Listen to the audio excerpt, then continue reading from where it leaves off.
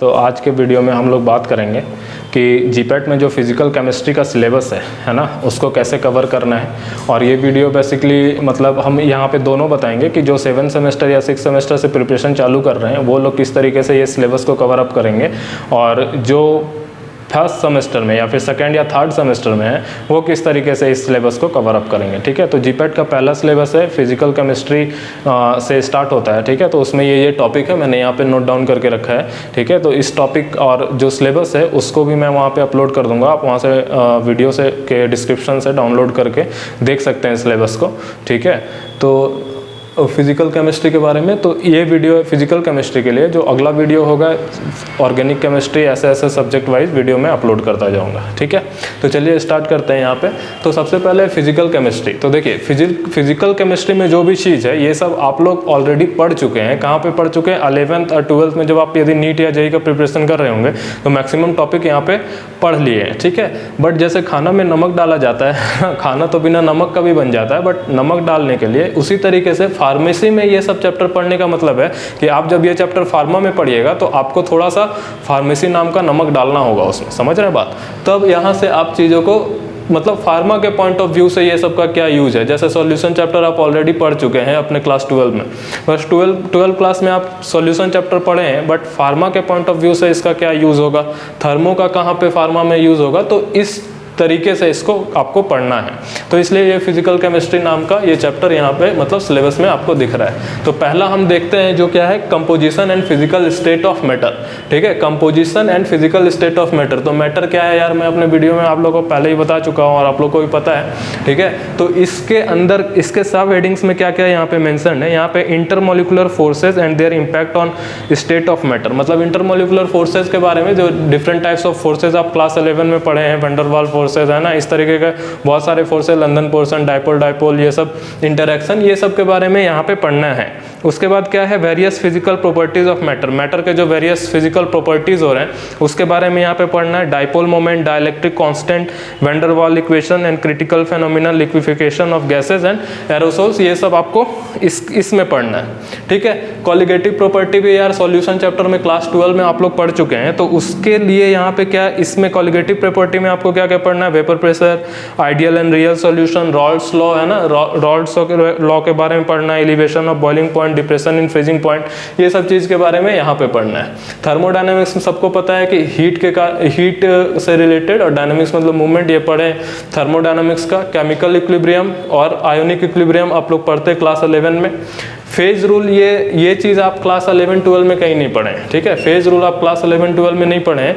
Refractive index के बारे में आप पढ़ चुके हैं, सॉल्यूशन पढ़ चुके हैं, इलेक्ट्रोकेमिस्ट्री पढ़े हैं, आयोनिक इक्विलिब्रियम भी पढ़े हैं, काइनेटिक्स भी पढ़े हैं। ठीक है, तो यदि आपके पास ये सारे कंसेप्ट अच्छे से हैं तो आपको आसानी होगा ये चैप्टर को समझने में। ठीक है, यहाँ पे कॉलिगेटिव प्रॉपर्टी पढ़ते हैं, उससे मोलर मास का मतलब डिडक्शन करते हैं, मतलब मोलर मास को कैसे डिराइव करेंगे कॉलिगेटिव प्रॉपर्टी के हेल्प से, वो पढ़ना है। इलेक्ट्रोकेमिस्ट्री ये सब टाइट्रेशन में आपको काम आएगा, जो पोटेंशियोमेट्रिक टाइट्रेशन ऐसा चीज़ रहेगा तो वहाँ पर ये सब काम आएगा। काइनेटिक्स से हम लोग सेल्फ लाइफ ऑफ ड्रग को कैलकुलेट करते हैं, तो उसके लिए काइनेटिक्स हम लोग को पढ़ना पड़ता है। सेल्फ लाइफ मतलब जैसे आप दवाई खाते हैं तो वहाँ पर एक्सपायरी डेट लिखा रहता है, तो ये काइनेटिक्स में वहाँ पे हम लोग को हेल्प मिलेगा। ठीक है, तो अब बात रहा कि ये है पूरा टॉपिक्स। ठीक है, इसके अंदर सब टॉपिक्स भी है, तो वो सिलेबस में आपको डिटेल से मिल जाएगा, बट अब कवर आपको कहाँ से करना है, ये सबको आपको कैसे पढ़ना है। ठीक है, तो इसके लिए मैं एक बुक है, ठीक है, जो सबसे बेस्ट बुक है वो है मार्टिन का।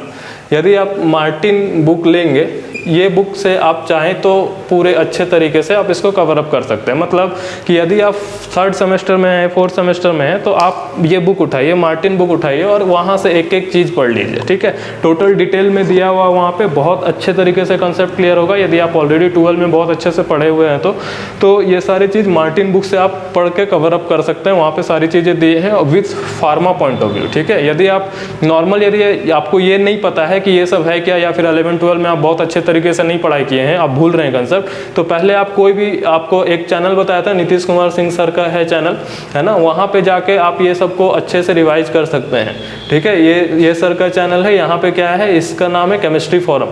ठीक है, केमिस्ट्री फोरम चैनल में जाके ये सारे चीज़ को आप रिवाइज कर सकते हैं। मतलब देखिए ये चैनल मैं क्यों बता रहा हूँ, इसलिए बता रहा हूँ कि इस चैनल में एक न्यू अप्रोच से आपको बताया गया। जैसे थर्मोडायनेमिक्स में दो चीज़ होता है, सिस्टम और सराउंडिंग के बारे में बात होता है, तो इस चैनल में जैसा बताया गया थर्मोडायनेमिक्स आपको रेयरली किसी यूट्यूब के चैनल में मिलेगा।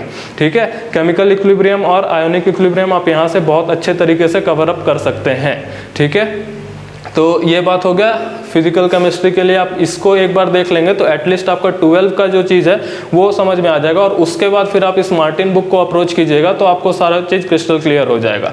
ठीक है, तो ये चीज़ आप यहाँ से कवर अप कर सकते हैं, मार्टिन बुक। और अब जो बुक रीड कौन करेंगे, जो बुक रीड वो लोग करेंगे जो 3rd या 4th सेमेस्टर से अपना प्रिपरेशन चालू कर रहे हैं। अब मान लीजिए आप 7th सेमेस्टर में हैं, 7th सेमेस्टर में है तो और आप चाह रहे हैं कि मुझे ये सारा चीज़ कवर अप करना है, तो 7th सेमेस्टर में होने के बाद यदि आपको ये सब का नॉलेज नहीं है तो उसके लिए बेस्ट है कि आप यूट्यूब के वीडियोज़ देख सकते हैं, बट बहुत ज़्यादा भी है तो आप इसको क्या कर सकते हैं कि स्किप कर सकते हैं। ठीक है, आपको तब ज़्यादा फोकस यहाँ पर थोड़ा करना होगा, सॉल्यूशन ये सबसे थोड़ा बेसिक कंसेप्ट है यहाँ पे कि किस तरीके से आप बना पाएंगे चीज़ को, है ना।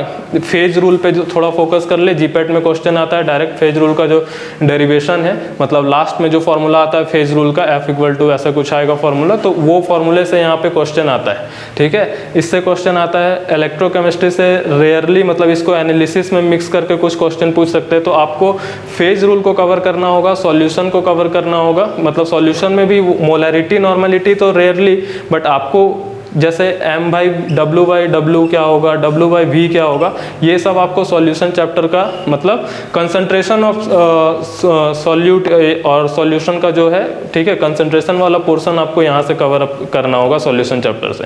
और बाकी आप स्किप भी कर सकते हैं, काइनेटिक्स कर सकते हैं। काइनेटिक्स में आपसे ये भी इंपॉर्टेंट है, मतलब जो 7th सेमेस्टर के स्टूडेंट हैं और इस सिलेबस को वाइंड अप करना चाहते हैं, तो आपको बेसिक आइडिया होना चाहिए। यहाँ पे सबसे पहले तो बोला फेज रूल आपको पता होना चाहिए, सॉल्यूशन आपको पता होना चाहिए, और काइनेटिक्स पता होना चाहिए अच्छे से। और उसके बाद थोड़ा यहाँ पे जो फोर्सेस के बारे में, क्योंकि एमसीक्यू में यहाँ से भी पूछ सकते हैं, dipole forces, induced dipole forces, ये सब, और कॉलिगेटिव प्रॉपर्टी से मतलब किस तरीके से आप डिड्यूस करेंगे, है ना। मतलब आपको बताया कि मोलर मास ये सब कैसे डिड्यूस होता है, 2-3 मेथड है यहाँ पे।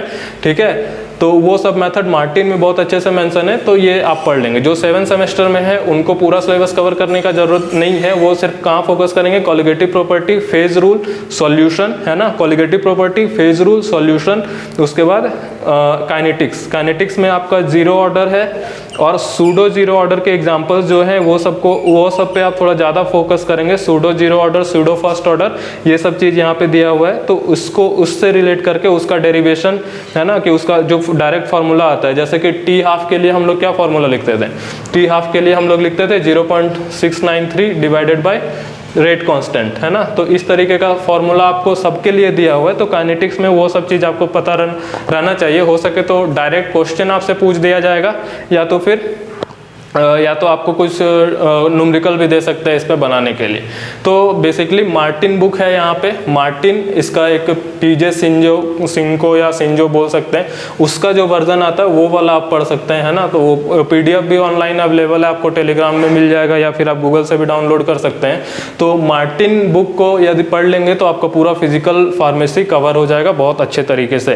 तो बुक किसको पढ़ना है, जो 3rd 4th सेमेस्टर में है, जिनके पास टाइम नहीं है, वो क्या करेंगे, वो वीडियो देखेंगे यहाँ से, या फिर वीडियो भी नहीं देखना है तो सेलेक्टेड टॉपिक बता दिया हूँ, वो टॉपिक्स को पढ़ लेंगे, बस उनका कवर अप हो जाएगा पूरा। ठीक है, और बाकी यार यदि आप 6th 7th सेमेस्टर में है, जीपैट का तैयारी कर रहे हैं, तो यार इनामदार से डेली 500 क्वेश्चन लगाते रहिए। ट्राई करना है कि 500 क्वेश्चन मतलब 5 सेट आपको डेली लगाने हैं और रिवाइज करने हैं बार बार, और कोई टेस्ट सीरीज दिए तो उसको बार बार रिवाइज करते रहे। ठीक है, और अपडेट के लिए जुड़े रहे चैनल से, बस ऑल द बेस्ट।